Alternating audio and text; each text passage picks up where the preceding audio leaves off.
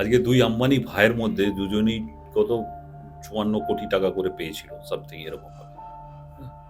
মুকেশ আম্বানি কিন্তু বাস্তু মেনে সবকিছু করেছে, অনিল আম্বানি কিন্তু করেনি। তার অবস্থা আজকে দেখো, আর মুকেশ আম্বানির অবস্থা আজকে তুমি দেখো। জ্বলন্ত উদাহরণ, লাইভ এক্সাম্পল। এটা হচ্ছে যে ভগবানের স্থানে গুরুকে রাখা। গুরু কিন্তু আমাদের সব থেকে উচ্চ স্থান দিয়ে আমরা হিন্দু ধর্মে। আপনি ভগবান রাখুন, কিন্তু তার আসন আলাদা করুন। এবং ভগবান স্থান আমি 4টে বললাম, সেই 4টে স্থানে আপনারা স্থাপনা করুন, পুজো করুন, ভালো রেজাল্ট। তো সাধনা করার জন্য বিশেষ একটি জায়গা আছে বাস্তুতে। আমি বলেছিলাম না, এমন কিছু জিনিস নেই বাস্তুতে বাদ আছে। যদি তুমি অঘরী বিদ্যা করো তাহলে সেটা বাস্তুর সাউথ সাউথ ওয়েস্ট। আর যদি তুমি তন্ত্রের কাজ করো সেটা হচ্ছে নর্থ নর্থ ইস্ট। হাজবেন্ড ওয়াইফের মধ্যে ভীষণ ঝগড়া, ডিভোর্স প্রত্যেকদিন দেখতে পাচ্ছি আমি। কেন হয়? মনে করো এমন দুজনের সাথে বিয়ে হয়েছে, একজন জল তত্ত্বের ওপর নির্ভর করা তার শরীর, আর একজন ফায়ার এলিমেন্টস মানে অগ্নি।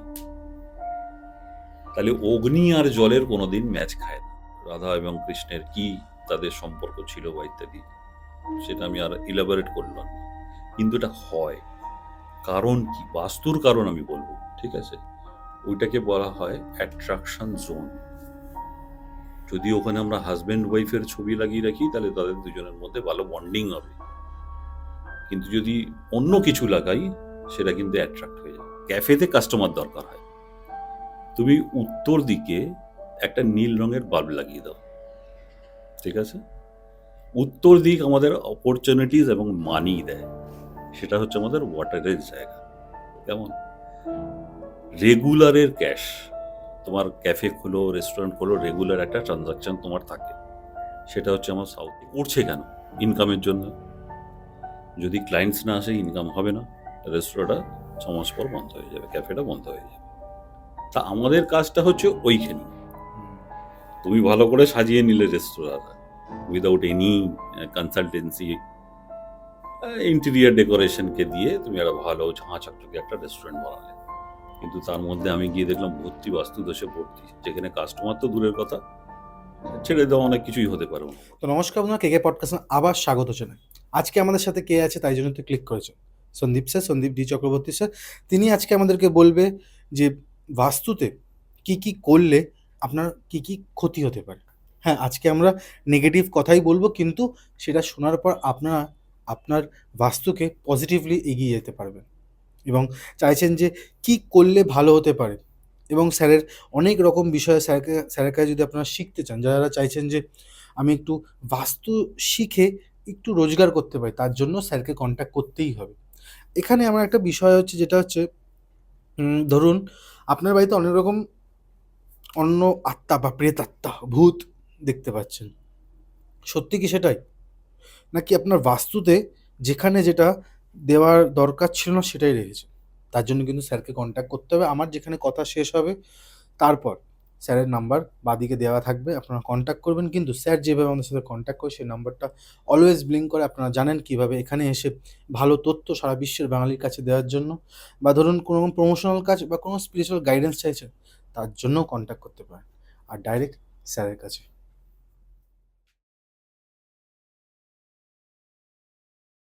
কেমন আছেন স্যার? ভীষণ ভালো। অনেক দিন পর আবারও আপনাকে পেয়েছি, অনেকদিন পর। এবং অ্যাজ আ বাস্তুবিদ আপনার কাছে আজকে আমরা কি কি পেতে চলেছি? দেখো, সময়টা খুব অল্প, আর বাস্তু সাবজেক্টটা না ভাস্ট সাবজেক্ট।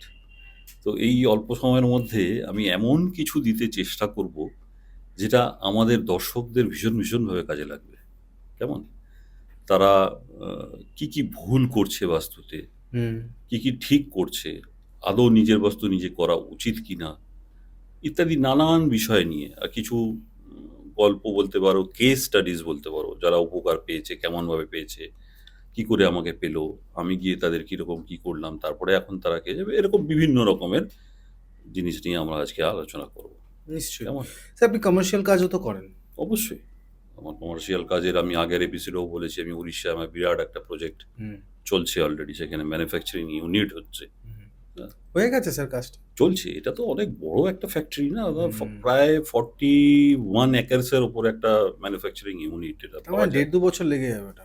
হুম, হেসে গেলে চলে যাবে, মানে লেগে যাবে। তো স্যার আজকে কমার্শিয়াল কিছু বলুন স্যার, কোনো ঘটনা বা ইয়ে। কমার্শিয়াল ঘটনা ঠিক নাকি জানো তো, এই আমাদের যারা দেখবে ফেসবুকের বেশিরভাগ দর্শক, তারা কমার্শিয়াল নিয়ে বললে তারা এতটা না বুঝতে পারবে না। তারা কোশ্চেন করবে যে আমার বাস্তুটা আমি কি করে ঠিক করতে পারি, তাই না? তা কমার্শিয়াল পার্টের মধ্যে যেটা হতে পারে যে ছোটখাটো কিছু ইউনিট, যেমন কোনো হোটেল হলো, ক্যাফে হলো, রেস্তোরাঁ হলো, সেইগুলো নিয়ে আমি কিছু বলতে পারি। কেমন? তাই হোক স্যার। হ্যাঁ, যেমন ধরো এই কিছুদিন আগেই করলাম আমি, মাসখানেকও হয়নি, ওরা খুব তাড়াতাড়ি করে ওটাকে ওপেনিং করেছে। এই আমাদের দমদমেই একটা ছোট্ট রেস্তোরাঁ কাম ক্যাফে, ওটার পুরো থিমটা আমার। কেমন? ওটাকে একটা আমি চাইনিজ থিম দিয়েছি ওটার উপরে। তার সাথে সাথে ওটার মধ্যে মানে বাস্তুর আনুষঙ্গিক যা যা থাকে সেইগুলো দিয়ে পুরো ডেকোরেট করা। কিন্তু ওরা আমাকে ডেকেছিল যে স্যার আপনি বলুন কি করবেন, মানে কালার থেকে শুরু করে, ওয়াল ডেকোরেশন থেকে শুরু করে, সিটিং অ্যারেঞ্জমেন্টস থেকে শুরু করে, কিচেন থেকে শুরু করে, আনুষঙ্গিক যা যা থাকে সমস্ত কিছু। এগুলো করার কারণটা কি? বাস্তু এমন একটা জিনিস না যে হোটেল বলো, ক্যাফে বলো, যা বলো, ওখানে সে করছে কেন? ইনকামের জন্য। যদি ক্লায়েন্টস না আসে, ইনকাম হবে না, রেস্তোরাঁটা 6 মাস পর বন্ধ হয়ে যাবে, ক্যাফেটা বন্ধ হয়ে যাবে।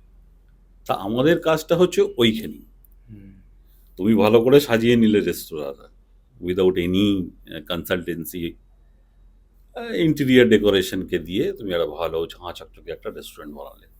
কিন্তু তার মধ্যে আমি গিয়ে দেখলাম ভর্তি বাস্তু দোষে ভর্তি, যেখানে কাস্টমার তো দূরের কথা, সে ছেড়ে দেওয়া অনেক কিছুই হতে পারে ওর মধ্যে। তো যখনই তোমরা এখানে বাস্তু অ্যাপ্লাই করবে না, তার ভোলটাই বদলে যাবে, এবং এমন হবে যে সেখানে তোমার আশা করি কাস্টমারের কমই হবে না।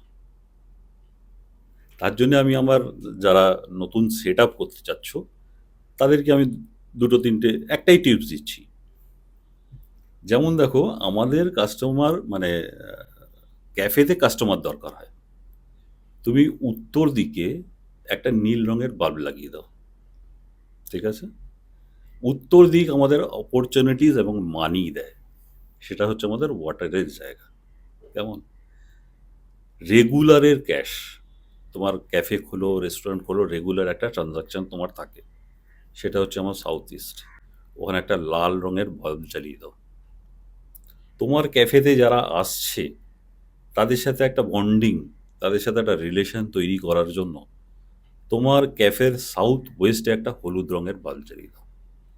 জাস্ট এই তিনটে জিনিস তুমি স্টার্ট আপে করো, তারপরে তোমরা 6 মাস পর আমার সাথে কন্ট্যাক্ট করবে। অন ক্যামেরা আমি বলে গেলাম, দেখো তোমার ফার্স্ট ডে থেকে এরকম শুরু হবে, তুমি ভাবতে পারবে না যে নিজেই তুমি কনফিডেন্ট ছিলে না যে রেস্তোরাঁ করবো কি করবো না, করার পর রেজাল্টটা আমাকে বলে দেবে। স্যার আপনার কিছু মাস আগে একটা ঘটনা আপনি আমাকে বলছিলেন ওভার দ্য ফোন, যেটা হচ্ছে স্যার যে ঘরের মধ্যে একজন মহিলা, তার সন্তান আছে, তার স্বামী আছে, চারিদিকে রাধাকৃষ্ণের পোস্টার লাগিয়েছে বা মূর্তি আছে বলছিলেন আপনি। এবার আপনি এটাও বলেছিলেন যে ওটার জন্য নাকি বাস্তুতে প্রচুর পরিমাণ প্রবলেম। স্যার কি করে সম্ভব এরকম প্রবলেম হওয়া? দেখো, এটা তুমি নিশ্চয়ই আমার ফেসবুক থেকে দেখেছো। হ্যাঁ, হ্যাঁ। আর ফেসবুকে অনেকে অনেক রকম কমেন্টস করেছে, তারা জিনিসটা বুঝতেই পারেনি। আমি কিন্তু ভগবান রাধাকৃষ্ণের ওপর কোনো দোষ দিইনি, ওনার কোনো দোষ নেই। দোষটা হচ্ছে যেই বাড়িতে লাগানো আছে তাদের। রাধা তাদেরও বলা যায় না, কিন্তু তারা না জেনেই লাগিয়েছে, ঠিক আছে? যদি নর্থ নর্থ ইস্ট বা north north West, north north east না, নর্থ নর্থ ওয়েস্ট বাস্তুতে একটা জায়গা আছে, সেটা হচ্ছে নর্থ ওয়েস্ট আর নর্থের মাঝখানে। সেই জায়গাতে কেউ যদি রাধাকৃষ্ণের ছবি লাগিয়ে থেকে থাকো, তোমরা জানবে যে 100% তোমার এক্সট্রা ম্যারিটাল অ্যাফেয়ার্স হওয়ার সম্ভাবনা আছে। এটার পেছনে বিস্তারিত জানতে গেলে অনেক কিছু বলা হয়ে যাবে, সেটা আমি ওপেন মিডিয়াতে বলতে চাই না। রাধাকৃষ্ণের তোমরা জানো যে রাধা এবং কৃষ্ণের কি তাদের সম্পর্ক ছিল বা ইত্যাদি, সেটা আমি আর ইলাবোরেট করলাম না। কিন্তু এটা হয়, কারণ কি, বাস্তুর কারণ আমি বলবো, ঠিক আছে? ওইটাকে বলা হয় অ্যাট্রাকশন জোন। যদি ওখানে আমরা হাজব্যান্ড ওয়াইফের ছবি লাগিয়ে রাখি তাহলে তাদের দুজনের মধ্যে ভালো বন্ডিং হবে, কিন্তু যদি অন্য কিছু লাগাই সেটা কিন্তু অ্যাট্রাক্ট হয়ে যাবে। ঠিক বুঝলাম না, মানে ওই জায়গাটাতে আমি কি ছবি লাগাবো? ওই জায়গাটায় সব থেকে ভালো হচ্ছে হাজবেন্ড অ্যান্ড ওয়াইফের, নতুন কাপেলের ছবি লাগানো সব থেকে ভালো। ওকে। কিন্তু ভুল করে আমি লাগিয়ে দিয়েছি রাধাকৃষ্ণের ছবি। হুম। এবারে ভুল করে আমি লাগিয়ে দিয়েছি ওখানে একটা, ধরো নেগেটিভ কিছু, যেমন তোমার এখানে স্কাল্পচার মূর্তি দেখতে পাচ্ছি, হুম। এগুলো তো পজিটিভ নয়। না। তাহলে তুমি রাত্রেবেলা বাজে স্বপ্নও দেখতে পারো। যেটাই লাগাবে সেটাই অ্যাট্রাক্ট হবে। ওই জোনটাই হচ্ছে বাস্তুর এমন অ্যাট্রাকশন জোন। যদি ধরুন টাকার ছবি লাগিয়ে রাখলাম, এটাই আমি বলতে যাচ্ছিলাম, তাহলে মানি অ্যাট্রাক্ট হবে। কানেকশন হয়ে যাচ্ছে স্যার। একদম টেলিপ্যাথি আছে না আপনার? টেলিপ্যাথি। মানে আমার সাথে বাস্তু করতে করতে তুমি বাস্তু শিখেও যাবে, দেখবে। আমি শিখছি স্যার, অনেক কিছু হ্যাঁ, শিখেছি আমি। শিখবে এবং সেগুলো অ্যাপ্লাই করে দেখো কিরকম ম্যাজিকের মতো কাজ করে। আজকের দিনে দাঁড়িয়ে প্রচুর বাস্তু আমি ভিজিট করেছি। হ্যাঁ, বিগত 15 বছর ধরে আমি এটা নিয়ে রিসার্চ করছি, কাজ হুম, করছি। হুম। অনেক কেস স্টাডিজ, কত বলবো তোমাদের, এখানে শেষ হবে না, আজকে সারা রাত চলতেই থাকবে হয়তো। তো রিসেন্টলি একটা কেস স্টাডিজ তোমাদের সাথে শেয়ার করি, আমার দর্শকদের সাথে শেয়ার করি। সেটা হচ্ছে যে আমি বাস্তু করে এসেছি সেই বাড়িতে। তারপরেও আমার কাছে ফোন যে স্যার আপনাকে যেই কারণের জন্য ডেকেছিলাম সেটা সলভ হয়নি। মানে কি হয়েছে, আমার ছেলে লেখাপড়া একদম করছে না। আচ্ছা, করছে না, কিন্তু আমি তো সব ঠিক ঠিক করে এসেছি, তাহলে কেন হচ্ছে না? স্বাভাবিক ব্যাপার, সে পয়সা দিয়ে করেছে। আমি বললাম ঠিক আছে, আপনি ওকে ভিডিও কল করুন। অনেকটা দূরে ছিল, সবসময় তো যাওয়া সব জায়গায় সম্ভব হয় না, রিপিটেড ভিজিট সম্ভব হয় না, সেটা তাদের পক্ষেও কস্টলি হয়ে যায়। আমি সেই জোনটাকে বললাম পার্টিকুলারলি আপনি ওই জায়গাটা দেখান। বলে এই যে স্যার, ছেলের টেবিল এখানে, চেয়ার এখানে, আপনি বলেছিলেন এই জায়গাটায়, আমি এই সব সব ঠিক ঠিক করে রেখেছি এখানে। বললাম ঠিক আছে, আপনি ড্রয়ারগুলো খুলে আমাকে দেখান তো। ড্রয়ার খোলাতে দেখাতে দেখছে যে স্যামসাংয়ের একটা মোবাইল ফোন ওখানে রাখা আছে, এবং সেই ছেলে রাত দিন মোবাইল নিয়ে ঘাটাঘাটি করছে। পড়াশুনো তার খতম, লাটে উঠে গেছে। আমি বললাম ইমিডিয়েটলি মোবাইলটা এখান থেকে রেখে অন্য জায়গায় রাখুন, সরিয়ে দিন ওখান থেকে। 21 দিনের মাথায় সে আমাকে বলল স্যার না, এবারে ঠিক আছে। সেই জায়গাটা আমি বলে দিই, সেটা আমাদের মা লক্ষ্মীর স্থান, মা সরস্বতীর স্থান, এবং সেখানে পড়াশুনোর জায়গা এবং সেভিংসের জায়গা। That is West of south West, মানে সাউথ ওয়েস্ট আর ওয়েস্টের মাঝখানের একটা জায়গা। ওইখানে বসে ছেলেমেয়েরা যদি পড়ে, ওখানে যদি বই থাকে, ভালো রেজাল্ট করবে, লেখাপড়ায় ভালো হবে। কিন্তু আবার অপোজিট, কেউ খেলতে খুব ভালোবাসে, যদি সেখানে ফুটবলটা থেকে যায়, যদি সেখানে ক্রিকেটের ব্যাটটা থেকে যায়, তার পড়াশোনা ছেড়ে দিয়ে সারাদিন সে খেলতেই থাকবে। তো বাস্তু এটা তো এই ভালো জিনিস স্যার। ভালো জিনিস অবশ্যই। দেখো, তোমাকে তো একটা মিনিমাম ডিগ্রি তো তোমায় নিতে হবে। হ্যাঁ, এটা তো ঠিকই। তুমি পড়াশোনার জায়গায় যদি তুমি ব্যাট ট্যাট রেখে দাও, সেটারও রাখার একটা জায়গা আছে বাস্তুতে। বাস্তুতে এমন কিছু জিনিস জায়গা নেই, যে এমন কিছু কাজ নেই যে বাস্তু থেকে করা যায় না। কিন্তু জায়গার জিনিস তোমাকে জায়গায় রাখতে হবে, তবে গিয়ে তোমার বাস্তু কিন্তু কথা বলবে। ঠিক আছে? সবটাই কিন্তু আমাদের পঞ্চতত্ত্বর মধ্যে অবস্থিত।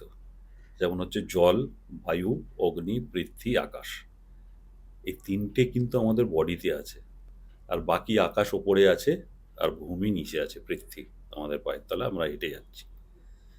এই তিনটে এলিমেন্টস দিয়ে কিন্তু মানুষকে বোঝা যায় সে কোন তত্ত্বের ওপর দাঁড়িয়ে আছে। কেমন? এটার সাথে আমি যুক্ত করে দিচ্ছি আমাদের আজকালকার দিনের একটা বিমারি বলা যেতে পারে। হাজবেন্ড ওয়াইফের মধ্যে ভীষণ ঝগড়া, ডিভোর্স প্রত্যেকদিন দেখতে পাচ্ছি আমি। কেন হয়? মনে করো এমন দুজনের সাথে বিয়ে হয়েছে, একজন জলতত্ত্বের ওপর নির্ভর করা তার শরীর, আর একজন ফায়ার এলিমেন্টস মানে অগ্নি। তাহলে অগ্নি আর জলের কোনোদিন ম্যাচ খায় না। আমরা যখন আগুন নেমাতে যাই তখন আমরা জল ব্যবহার করি, আগুনটাও নিভলো, জলটাও নষ্ট হলো, কনফ্লিক্ট হয়ে যাবে দুজনের মধ্যে। তা এইরকম ভাবে কিন্তু দেখতে হয়। এইবারে ধরো আরো একটা জিনিস তোমাকে বলছি, বাড়িতে সব সময় ঝগড়া ঝাঁটি লেগে আছে সবার সাথে সবার, বাড়িতে 4 জন মেম্বার, কোনো কারণ নেই, ছোট্ট একটা ইস্যু, ধরো আমি ছবিটা খুলে এখান থেকে নিয়ে ওইখানে রেখেছি, হুম। তুমি কেন ছবিটা ওখানে রাখলে, আমি রেখেছিলাম, এই নিয়ে একটা তুলকালাম হয়ে গেল। আমি গেলাম, বুঝলাম, সেখানেও সেই ব্যাপার। মনে করো তুমি একটা মোমবাতি জ্বালিয়েছো, তার মধ্যে 2 ফোঁটা জল দিয়ে দিলে, কি করবে? বা প্রদীপের উপর 2 ফোঁটা জল দিয়ে দিলে, চিরবির চিরবির করতে থাকবে, মানে এমন পরিমাণে জল দাওনি যে যেটা নিমে যাবে, নিভে যাবে। কিন্তু সেটা চিরবির করতে থাকবে। তা সেই বাস্তুতে সেই অবস্থা, সেই অগ্নি আর জলের খেলা। যখনই আমি ব্যালেন্সিং করব, সমস্ত সমস্যা ওখান থেকেই চলে যাবে। তো বাস্তু এরকম ভাবেই কাজ হয়। এই এলিমেন্টসগুলো আমি বলছিলাম, আমরা বলি উত্তর দিকে কিচেন করো না, তাহলে তোমার টাকা পয়সার অসুবিধা হবে, চাকরি পেতে প্রবলেম হবে, প্রমোশন হবে না। কেন? উত্তর দিক হচ্ছে আমাদের জলের দিক, আর সেখানে আমরা অগ্নি রেখেছি। সেই বললাম অগ্নি আর জলের কনফ্লিকশন, ছোট্ট একটা রেমেডি, আমরা সেখানে বায়ুতত্ত্বকে নিয়ে চলে আসব বা উড এলিমেন্টসকে নিয়ে আসব। তাহলে এই অগ্নি আর জলের মাঝখানে আমি যখন বায়ু বা কাঠ বা উড এলিমেন্টসকে দিয়ে দেবো, তার কালার হচ্ছে গ্রিন। উত্তর দিকের যদি কিচেন হয়, সেখানে গ্রিন স্ল্যাব করো, দেখবে সেইটা সম্পূর্ণ কিওর হয়ে যাবে। মানে তোমার মানি আটকে গেছিল সেটাও আসতে থাকবে, তোমার প্রমোশন হচ্ছিল না সেটাও আসবে, আর তুমি অপরচুনিটিস পাচ্ছিল না সেটাও আসবে। এগুলো আমি কোর্সে শেখাই, আজকে তোমাদের সাথে শেয়ার করলাম আমাদের সমস্ত দর্শকদের জন্য। এই হচ্ছে বাস্তু। এবারে তুমি আমাকে বলো, এই যে রেমেডিসটা আমি বললাম তার জন্য কত টাকা খরচা হতে পারে? 50। হ্যাঁ, খুব বেশি হলে আমি 500 টাকা ধরলাম, ঠিক আছে? কিন্তু 50,000 ভেবেছিলেন? না, না, এটা বাড়িকে তৈরি করতে না। তৈরি করতে না। ধরো তোমার বাড়িতে উত্তর দিকে কিচেন আছে, তুমি ভাঙতে পারবে না, সরাতে পারবে না, সেটাই কিছু তো করতে বলছি, পারবে না, ভাঙতে তো ওরকমই খরচা, তৈরি করতে আলাদা করে। কিচ্ছু না। তুমি ওইটুকুনি একটা গ্রিন রঙের স্ল্যাব কিনে এনে খালি তুমি ওই ওভেনের তলায় দিয়ে দাও, দ্যাটস অল। এটাই হচ্ছে ট্রিটমেন্ট। এইটার জন্য এতটুকু একটা স্ল্যাব কিনবো 1.5 ফুট বা 2 ফুটের, ওটা কত টাকা খরচা হতে পারে? আমি প্রচুর করেছি এরকম, খুব বেশি হলে 500 টাকা। তোমার জীবন বদলে যাবে। এইরকম ভাবেই আমরা বাস্তু করি এখন স্যার, আমরা বড় বাজারে দেখি যে অনেকে এই বাস্তুতে মাতঙ্গী পুজো করেন। মাতঙ্গী আপনি জানেন, অনেক তন্ত্রের সাথে আপনিও কিছুটা হলেও যুক্ত আছেন। তো স্যার, আপনার কি মনে হয় বাস্তুতে আপনার সাথে যদি কেউ কথা বলে, তাহলে আপনি তো এরকম তন্ত্র মতে কাজ করেন না। না, তো একবারেই না। তো তন্ত্রের সাথে এই বাস্তুর কি কোনো মেলবন্ধন আছে আপনার মনে হয়? অবশ্যই মেলবন্ধন আছে। কিন্তু এক্ষুনি তো বলছেন যে আপনি মানে ওইরকম ভাবে কাজ করেন না। হ্যাঁ, কাজ করি না, কিন্তু লিঙ্ক আমি করাতে পারি। আমি কোনোদিন বাস্তুতে গিয়ে আমি তন্ত্রের কাজ করব না, কেমন? আর আমি যে পুরোপুরি তন্ত্র জানি সেটাও আমি কিন্তু বলবো না, ঠিক আছে? তন্ত্র সাধনা করার জন্য বিশেষ একটি জায়গা আছে বাস্তুতে। আমি বলেছিলাম না, এমন কিছু জিনিস নেই বাস্তুতে বাদ আছে। যদি তুমি অঘরী বিদ্যা করো, হুম। তাহলে সেটা বাস্তুর সাউথ সাউথ ওয়েস্ট। আর যদি তুমি তন্ত্রের কাজ করো, সেটা হচ্ছে নর্থ নর্থ ইস্ট। এইরকমভাবে যদি করা যায়, এবারে তন্ত্র এই ষোড়শী বললে দশমহাবিদ্যার মধ্যে একজন, ঠিক আছে, তারাও তো ভগবান। বাস্তুতে আমাদের প্রথম কথা বাড়িতে করতে নেই এই পুজো। দ্বিতীয় কথা, বাস্তুতে আমাদের ঠাকুর ঘর রাখার 4টে জায়গা আছে। এতদিন আমরা শুধু জানতাম নর্থ ইস্ট, কেমন, ভগবানের স্থান। তার সাথে আরও 2-3টে জায়গা আছে। একটা হচ্ছে নর্থ ইস্ট, একটা হচ্ছে নর্থ নর্থ ইস্ট, একটা হচ্ছে ইস্ট নর্থ ইস্ট, আর একটা হচ্ছে ওয়েস্ট। যেহেতু তুমি তন্ত্রের কথা বললে, সেখানে আমি একটু স্পিরিচুয়ালিজম বা ভগবানের জায়গাটাকে আমি নিয়ে এলাম। তো শুধুমাত্র নর্থ ইস্টে আমাদের ঠাকুর রাখা যায়, অন্য কোথাও যায় না, এটা ভুল ধারণা, কেমন। তো এইরকমভাবে যদি রেখে, আর দ্বিতীয় কথা, বাস্তুতে গিয়ে আমি প্রথমে যে বাস্তু দোষগুলো দেখতে পাই, তার মধ্যে ওয়ান অফ দেম ইজ ভগবান। ঠিক আছে, আমরা তাকে রোজ প্রার্থনা করছি, তার জায়গা যদি ঠিক না থাকে, বৃথা, পুরোপুরি বৃথা। নেগেটিভ রেজাল্ট আসবে, কেমন। এটাও একটা কেস স্টাডিজ আছে, বালিতে একটা কেস স্টাডিজ আছে। এটা সে নেগেটিভ জোনে রেখে ঠাকুরকে প্রতিষ্ঠা করে বিগত 20 বছর ধরে পুজো করছে, তার বাড়িতে কোনো উন্নতি নেই। আজকে তার চাকরি চলে গেছে, কেমন। যখন আমি ওখানে গ্রিডিং করলাম, মানে 16টা দিক আমাদের বাস্তুতে আমরা নিয়ে বিচার করি, তখন আমি দেখছি এ কি, এ তো নেগেটিভ জোনে ওর ভগবানকে করেছে, তাহলে ওর রেজাল্ট নেগেটিভই পাবে। সারা জীবন প্রার্থনা করে যাবে, তার কোনো ভালো কিছু হবে না, উল্টে খারাপ হবে।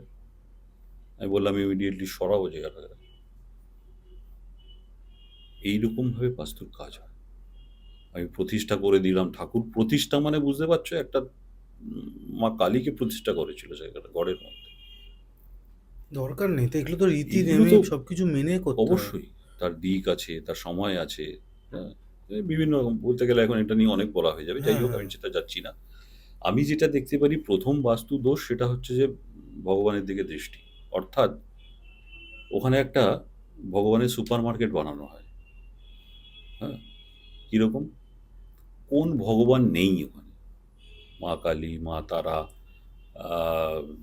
লোকনাথ বাবা, তারপরে বজরংবলী। বজরং বলি, ওটা তো মাস্ট এখন বাঙালির ঘরে। হ্যাঁ, সেটা বাড়ির বাইরেও থাকছে। শনি ঠাকুর। শনি ঠাকুর কিছু বাদেনি। হ্যাঁ, অনেকে আবার ভয় পায় শনি ঠাকুর না ঘরে রাখা ঠিক না, হ্যাঁ, সেই জন্য আর একটা কিন্তু আমার এই মনে হয় না সেটা ভুল। সব ভুল ধারণা এগুলো। হ্যাঁ, এগুলো ভুল ধারণা, কেন ভুল ধারণা সেগুলো পরে আলোচনা করবো। তো এগুলো অনেক স্টোরি আছে এর পেছনে। তো এই যে আমরা ভগবানকে যখন পুজো করব না, আমরা সোজাসুজি তাকিয়ে পুজো করব, ঠিক আছে, ফেস টু ফেস, মানে ভগবান এরকম থাকবে, আমি সামনাসামনি বসে এরকম পুজো করবো। আর যখন একাধিক ভগবান আছে, হুম। কারো ফেস দুজনের এরকম এরকম হয়ে গেছে, আর কারো সামনে আছে, যখন আমি প্রার্থনা করব, ভগবান কিন্তু সাড়া দেয়, এটা বুঝতে হবে কিন্তু।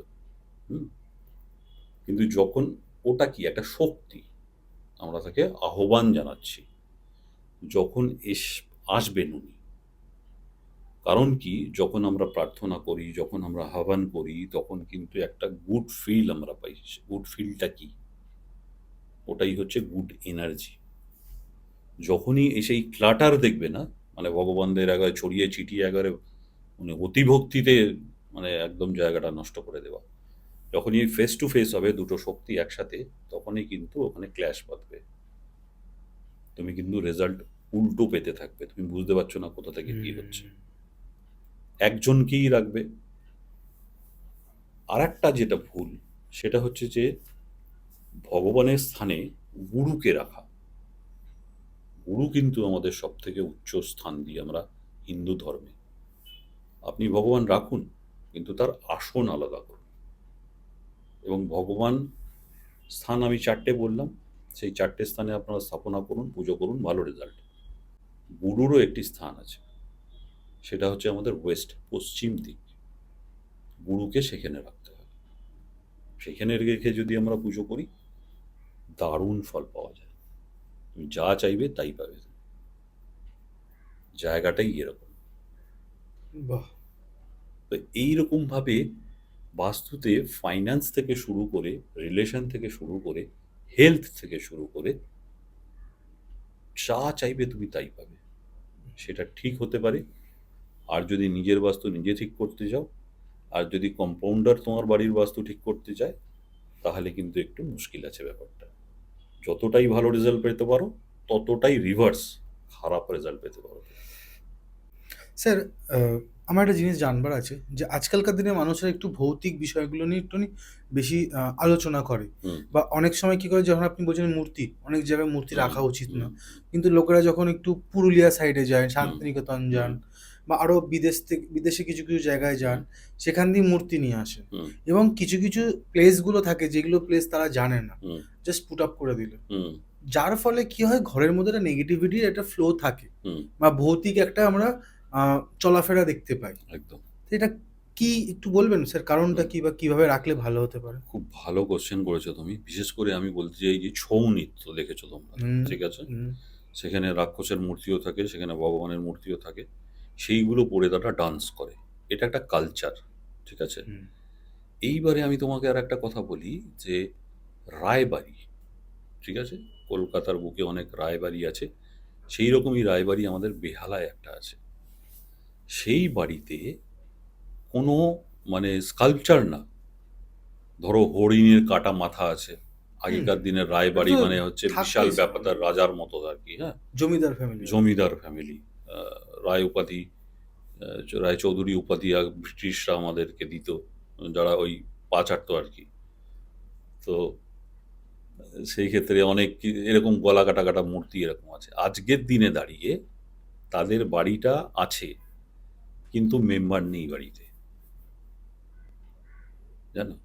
তারা অনেকে গত হয়েছে, এবং যারা ছিল তারা ম্যাক্সিমামই বিদেশে থাকে। বাড়িতে কতগুলো দারোয়ান আর কতগুলো পশু পাখি, ডগি, এরা থাকে। বিশাল বড় প্যালেস। ভেতরে ঢুকলে যারা বেহালার বাসিন্দা আছে একবার ঢুকে দেখে আসবে তোমরা, আমি বলে রাখলাম অন ক্যামেরা। তো সেই রকমই বাস্তুতে অজান্তে আমি যদি কোনো একটা ভায়োলেশনের ছবি রেখে দিলাম ঘরের মধ্যে, আমাদের সাবকনসিয়াস মাইন্ডে সেটা গিয়ে পড়ে। This is all about subconscious mind and conscious mind. ওটা কিন্তু ম্যানিফেস্ট হয়ে যাবে তোমার জীবনে। রাত্রেবেলা তুমি ভয়ঙ্কর ভয়ঙ্কর স্বপ্ন দেখবে, তোমার হওয়া কাজ নষ্ট হয়ে যাবে। ইভেন তুমি বাড়িতে ভূত দেখবে, ভূতের উপদ্রব হবে। মানে ভূত কি ফিজিক্যালি আসবে? না। তুমি হঠাৎ করে রাত্রেবেলা উঠে বাথরুমে যেতে যাচ্ছ, গিয়ে দেখবে তোমার পাশ থেকে সাদা মতো কেউ কিছু একটা চলে গেল, বা মনে হচ্ছে তোমার তুমি হেঁটে যাচ্ছ, তোমার স্টেপ বাই স্টেপ সেরকম একটা পেছনে স্টেপ আসছে। এগুলো ঘটনা, মানে এগুলো আমি সলভ করেছি বাস্তুতে। তো এখানে অনেকে আমাকে বলবে, আমি জানি, যে শুধুমাত্র এখান থেকেই হয়। হ্যাঁ, এখান থেকেই হয়। তুমি একাধিক নেগেটিভ এনার্জির স্কাল্পচার, ফটো এগুলো রেখে রাখো, দেখবে তোমার কি হয় বাস্তুতে। সুতরাং এগুলো কখনোই রাখবে না। বিশেষ করে বাস্তুর কিছু কিছু জায়গা আছে যেগুলো অ্যাট্রাক্ট করে ওই এনার্জিটাকে। একটা তার মধ্যে হচ্ছে নর্থ নর্থ ইস্ট, একটা হচ্ছে নর্থ অফ নর্থ ওয়েস্ট। এই জায়গাগুলো কোনোদিন রাখবে না, তাহলে তুমি অসুস্থ হবে, এবং জেনে না জেনে তুমি বাড়িতে নেগেটিভ এনার্জিকে অ্যাট্রাক্ট করবে। সুতরাং এই জায়গাগুলো থেকে ভীষণভাবে সাবধান থাকতে হবে। কোনো ভয়ঙ্কর স্কাল্পচার, ছবি ইত্যাদি মূর্তি রাখবে না এগুলো। সেখান থেকে অনেক নেগেটিভ এনার্জিস, যেগুলো আমরা বাংলা ভাষায় অনেকে ভূত বলি, প্রেত বলি, যাই বলি, এগুলো তোমার বাড়িতে ঘটবেই ঘটবে। এবং যে কোনো কাজ, ইভেন তোমার রিলেশনশিপের ওপর আঘাত আসতে পারে, মানে হাজব্যান্ড ওয়াইফ, বাবা মার উপরও তো হতে পারে। বাবার মার উপরে, বয়স্ক ব্যক্তিদের ওপরেও হতে পারে, নেশাগ্রস্ত হয় কি? হয়েও যেতে পারে। কারণ কি? সে বহু দিন ধরে এই ফেজটা দিয়ে চলছে। মানুষ নেশা করে কখন? যখন তার মাথায়, অর্থাৎ ব্রেন থেকে মেলাটোনিন হরমোন সিক্রেশন কম হয়ে যায়, ডিপ্রেশনে চলে গেল, তখন সেটাকে মানে সেই কি বলবো, ডোপ করার মতো কিছুটা জিনিস আমি খেয়ে নিলাম বা এ করে নিলাম, তাতে করে আমার বডিটা সেটা একটুখানি আধ ঘন্টার জন্য চাঙ্গা হয়ে গেল, আমি হিরো হয়ে গেলাম, বিভিন্ন রকম কাজ করতে শুরু করলাম। যখনই নেশাটা কেটে যাবে আবার একই জায়গায়। তো সে রোজই মনে করছে আমি এটা খাবো, আর তাহলে আমার এটা চলে যাবে, করে করে ধীরে ধীরে ধীরে ধীরে সে নেশাগ্রস্ত হয়ে পড়ছে। এটা একটা সায়েন্সের ব্যাপার। কোনো একটা লোকের সামনাসামনি এলে তোমার তাকে ভালো লাগে না, আবার এমন লোক হয় যার সাথে তোমার খুব ভালো বন্ডিং হয়ে যায়। সেই সাবকনসিয়াস মাইন্ড এবং কনসিয়াস মাইন্ড, সাবকনসিয়াস মাইন্ডের সাথে ওর সাবকনসিয়াস মাইন্ড যদি তোমার অ্যাট্রাক্ট বা অ্যাটাচ হয়ে যায়, সেই লোকটাকে তোমার অবশ্যই ভালো লাগবে। সেই সাবকনসিয়াস মাইন্ড কনসিয়াস মাইন্ডকে সিগন্যাল দেবে যে এই লোকটি ভালো, এর সাথে কথা বলা যেতে পারে, এর সাথে ফ্রেন্ডশিপ করা যেতে পারে। কিন্তু আবার অপোজিটই হয়, যখন এটা নেগেটিভ হবে কোনোদিন তার সাথে বন্ডিং হবে না। আজকে কেন এত রিলেশন, তার জন্য একটা পঞ্চদত্তর ঘটনা আমি কিছুক্ষণ আগে বলেছি তোমাদেরকে। তো এইরকমভাবে বাড়িতে বিভিন্ন রকমভাবে নেগেটিভ এনার্জি আমরা অ্যাট্রাক্ট করছি। কীরকমভাবে? ওই যে আগে বললাম, কম্পাউন্ডার যদি বাড়ির বাস্তু করে, একজন বাড়ির বাস্তুশাস্ত্রী ছাড়া, মানে ওয়েল কি বলবো, নলেজেবল পার্সন ছাড়া, যদি ভিডিও দেখে দেখে সে যদি নিজের বাড়িকে কারেকশন করতে চায়, তাহলে এইসব ঘটনা ঘটবেই ঘটবে। কারণ কি, আমি হাতে কম্পাস নিয়ে যখন এটা দেখব না, ওটা ম্যাগনেটিক নর্থ, ওটা ট্রু নর্থ নয়। তার জন্য লেখাপড়া করতে হয়। দীর্ঘ 15 বছর ধরে আমি লেখাপড়া করে আসছি, সুতরাং এত সোজা জিনিস নয়। আমি এখানে ছবি লাগিয়ে দিলাম, ওখানে এই লাগিয়ে দিলাম, ওখানে ওগুলো করে দিলাম, এই লাগানোর ব্যাপারটা, এইটা থেকে আর একটা কথা আমার মনে পড়ে গেল, কথা বলতে বলতে মনে আসে। আমাকে বাস্তু ভিজিট করতে গেলেই কিচেনটা কি করব, আচ্ছা পূর্ব দিকে মুখ করে দাঁড়াবো তো? এটার কোনো রকম লজিক নেই। তুমি যে কোনো দিকে মুখ করে দাঁড়িয়ে রান্না করো, কিন্তু তুমি কোন জায়গাটায় দাঁড়িয়ে তোমার রান্না করছো, তোমার কিচেনটা কোন জায়গায় আছে সেইটা ম্যাটার করে। আমার অগ্নির জায়গায় অগ্নি দিতে হবে। অগ্নির জায়গা হচ্ছে সাউথ ইস্ট, সাউথ এবং সাউথ সাউথ ইস্ট। এই তিনটে জায়গায় যদি আমি রান্নাঘর করি, তোমার মুখ যেদিকে খুশি থাক, কোনো অসুবিধা নেই। সেটা অগ্নি বলেছে, শাস্ত্র বলেছে তুমি এখানে অগ্নি জ্বালাও। আমি ওখানে অগ্নি জ্বালিয়েছি, আমার বাস্তু ইজ পারফেক্ট। কিন্তু যদি ওই পূব দিকে মুখের চক্করে চলে যাও, তাহলে কিন্তু ওই সাউথ ইস্টের আগে একটা ভয়ঙ্কর জোন আছে, সেটা হচ্ছে ইস্ট অফ সাউথ ইস্ট। ঠিক আছে? সেই জায়গাটায় যদি তোমার কিচেন পড়ে যায়, ডায়াবেটিস কেউ রুখতে পারবে না, হবেই হবে। যদি নর্থ ইস্টে তোমার কিচেন হয়ে যায়, ব্রেনের প্রবলেম তোমার আসবেই আসবে, সেটার কোনো ট্রিটমেন্ট নেই। আরও ভয়ঙ্কর ভয়ঙ্কর সব কিছু আছে, সেটা আমি আর ইলেবোরেট করতে চাই না। একটা জায়গা থেকে আমি অনেকটা অন্য জায়গায় চলে গেলাম। স্যার একটা কথা বলুন, হুম। আমরা এখন দেখতে পাই অনেক মানুষরা বাড়ি ভাড়া নেয় একদম। এবং খুব কম মানুষরা বাড়ি কেনে বা বাড়ি জমি কেনে তার উপর বাড়ি বানায়। হুম। আপনার কাছে কোনটা প্রফিটেবল বা কোনটা আপনার কাছে মনে হয় যে বাড়ি ভাড়া নেওয়াটা না কেনাটা বাস্তুবিদ হিসাবে? দেখো, সবার পক্ষে বাড়ি করা সম্ভব না, না। সবার পক্ষে ফ্ল্যাট কেনা সম্ভব না। না। অনেকে বাধ্য হয়ে বা অনেকে দূর থেকে এসে কলকাতায় ভাড়া নিয়ে থাকে। আমার বাড়ি হোক, নিজের বাড়ি হোক, ভাড়ার বাড়ি হোক, দানের বাড়ি হোক, আশ্রম হোক, পুরোটাই আমার বাস্তু। ঠিক আছে? সেইখানে তুমি বলেছিলে ভালো কোনটা? ভালো তো অবশ্যই জমি কিনে আমি নিজে বাস্তু মতে যখন পুরো বাড়িটা দাঁড় করাবো, অলওয়েজ ওটা ওটা অ্যাজ ইউজুয়াল সবসময় ভালো হবে। সবসময়ই ভালো হবে। এরকম বহু কাজ করেছি। সেটা আমার ক্যানিংয়ে ওখানে একটা নতুন আমার ভিজিট ওটা হয়েছে, ওটা ভিডিও আছে আমার ফেসবুকে, চলছে ওটা কাজ। হ্যাঁ, তো এরকম অনেক আছে। তো সব থেকে ভালো নিজের জমি কেনো, যদি পারা যায় আজকালকার দিনে।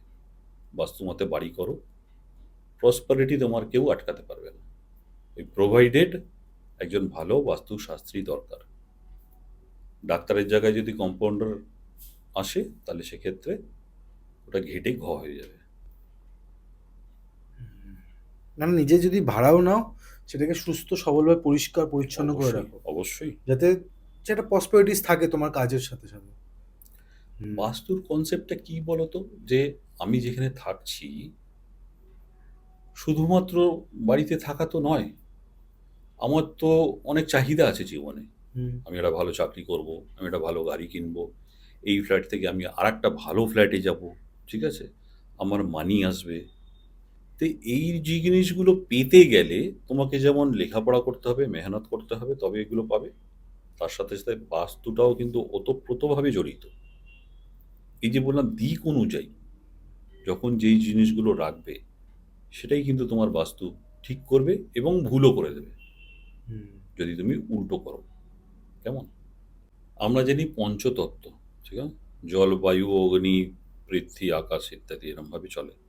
এখন মানুষ আরেকটা তত্ত্ব তৈরি করে দিয়েছে, মানে ৬টা তত্ত্ব হয়ে গেছে।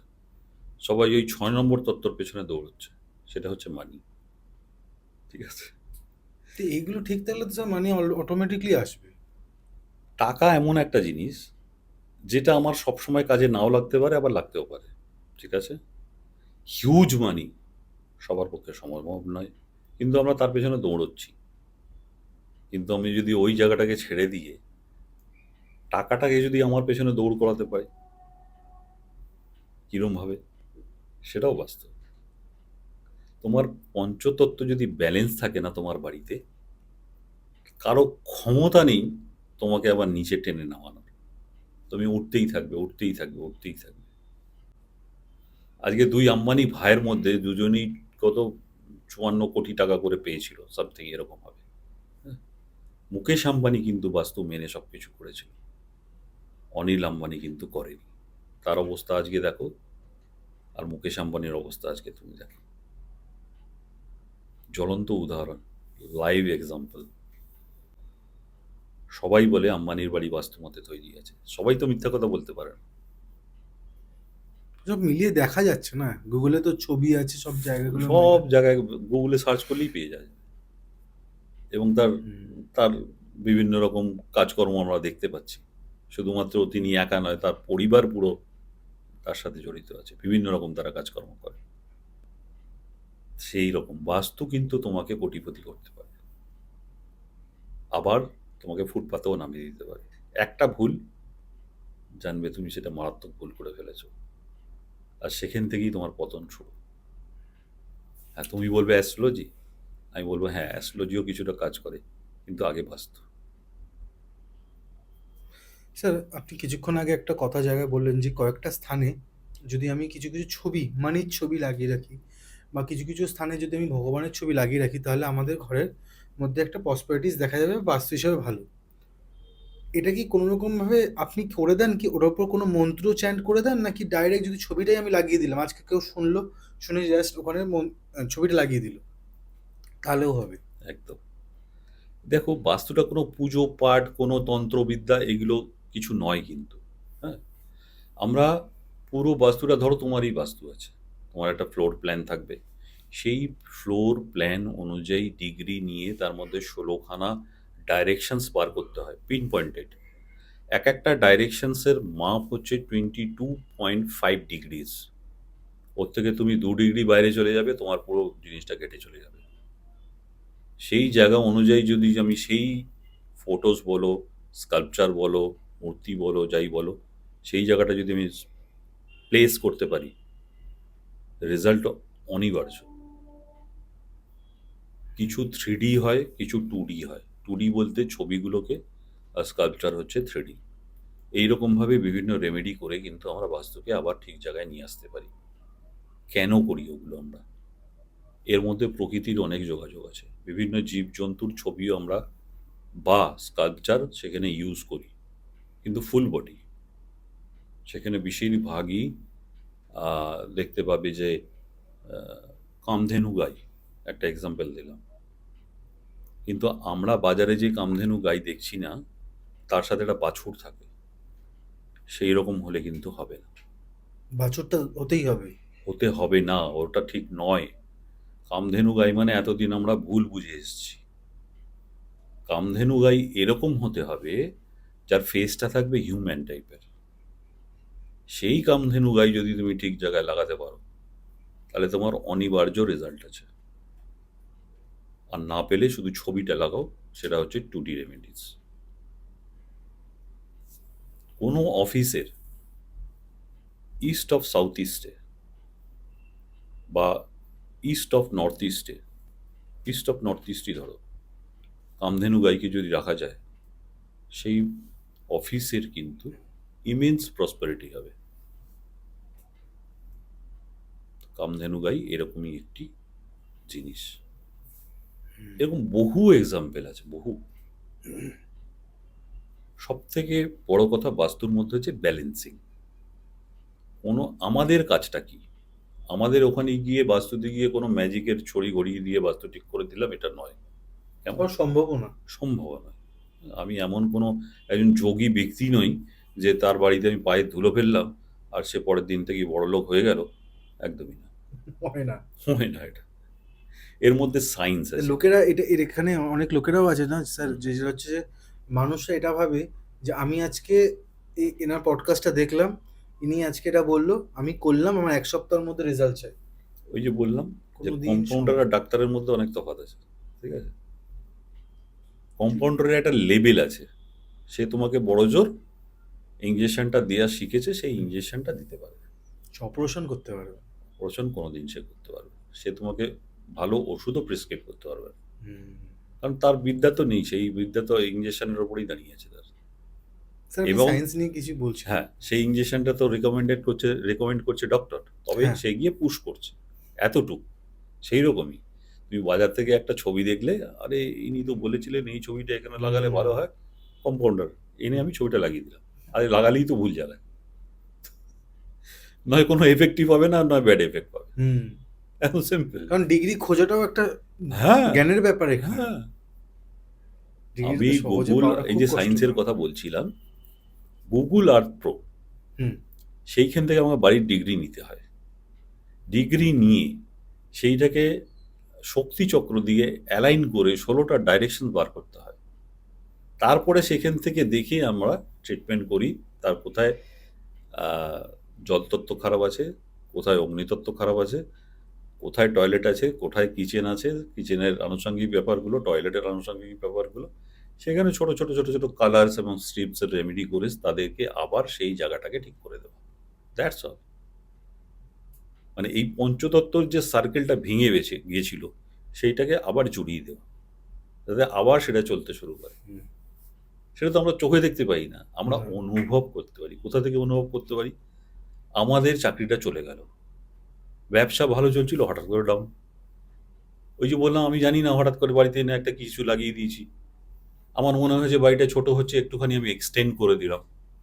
এই যে এক্সটেনশন করে দিলাম, আমি কোন দিকে করছি তার জন্য কিন্তু পরামর্শ নেওয়ার দরকার, নাহলে কিন্তু এরমভাবেই ভুগতে হবে। Thank you so much sir. আজকের পডকাস্টে অনেকদিন পর কথা হলো, অনেক রকমভাবে কথা হলো, কিছু কিছু জিনিস রিমাইন্ড হয়ে গেল। স্যার আমরা একেবারে শেষের দিকে আছি, কিছু কি কথা বা প্রশ্ন বাকি আছে আপনার করার? কথা, কিছু কেস স্টাডিজ আমি শেয়ার করতে পারি যদি মনে হয়। লাস্টে তাহলে একটা দিয়ে আমরা শেষ করবো। হ্যাঁ, বলুন। কেস স্টাডিজ তো দেখো বহু আছে। হ্যাঁ, তার মধ্যে দেখো, এই যে বলি খুব বাজার কথাটা বলতে খারাপ লাগে, যেটা চলছে ট্রেন্ডিং, সেটা হচ্ছে ডিভোর্স। ভীষণ মাত্রায় এসে গেছে, কোনো কারণ নেই ঝগড়াঝাটি, ঠিক আছে? এইগুলো আসে আমাদের পৃথ্বীতত্ত্বের জায়গা থেকে। পৃথ্বীতত্ত্বের মধ্যে দুটো আছে বাস্তুর মধ্যে, সাউথ ওয়েস্ট এবং সাউথ ওয়েস্ট। সাউথ ওয়েস্টে যদি কারো টয়লেট হয়ে থাকে, সাউথ ওয়েস্টে যদি কারো কিচেন হয়ে থাকে, তাহলে কিন্তু জানবে তোমরা হাজব্যান্ড ওয়াইফরা প্রায় ডিভোর্সের দোরগোড়ায় পৌঁছে যাবে। ইভেন এরকম কেসও আমার দেখা আছে, তাদের ডিভোর্স হয়ে গেছে, আমারই কেস স্টাডিজের মধ্যে পড়ে। এটাও বালিগঞ্জের একটা কেস, ঠিক আছে? যে কোনো জায়গার সাউথ, যেমন সাউথ দিল্লি দেখবে, যেমন সাউথ কলকাতা দেখবে, খুব বড় লোকেদের বাস। সাউথ আমাদের এমন একটা জায়গা যেখান থেকে তোমাকে নেম ফেম ইত্যাদি দেয়। কিন্তু বাস্তু যেমন আমার বাড়ির বাস্তু আছে, সেরকম পাড়ার বাস্তু আছে, নগর বাস্তু আছে, এরকমভাবে আমাদের দেশের বাস্তু আছে, আমাদের রাজ্যেরও বাস্তু আছে। কিন্তু সেটা পরের এপিসোডে হয়তো আমি আলোচনা করব, আজকে সময় কম। লাস্ট একটা ওই সাউথ কলকাতার বালিগঞ্জের দিয়ে একটা কেস স্টাডিজ দিয়ে আমাকে ডাকা হলো। হাজব্যান্ডের ওয়াইফের মধ্যে ভীষণ ঝুট ঝামেলা, থাকতে পারছে না তারা আর। কেমন প্রথম গিয়ে ঢুকে দেখলাম সেই দেবতাদের একটা কলোনি বলো, যেরকম বলো, আমি যে আগে বলেছি যেগুলো প্রচুর রকমের। কেন কি তাদের উম, এই সম্পর্কটা মানে বহুদিনের সম্পর্ক, তারপর তাদের বিয়ে হয়, খুব ভালো বন্ডিং ছিল। কিন্তু যেই ওরা নতুন ফ্ল্যাটে শিফট করলো, তার মাস তিনেকের পর থেকে নিজেদের মধ্যে ভীষণ রকমের মিসআন্ডারস্ট্যান্ডিং, ছোট ছোট বিষয় নিয়ে। তো আমার অ্যাজ ইউজুয়াল আমি প্ল্যানটা নিয়ে আমি 16খানা গ্রিড করলাম, করে দেখছি যে আমি তো আগেই জানতাম হতে কি পারে এই ব্যাপারে। সাউথ ওয়েস্টের দিকে তাদের টয়লেট আছে।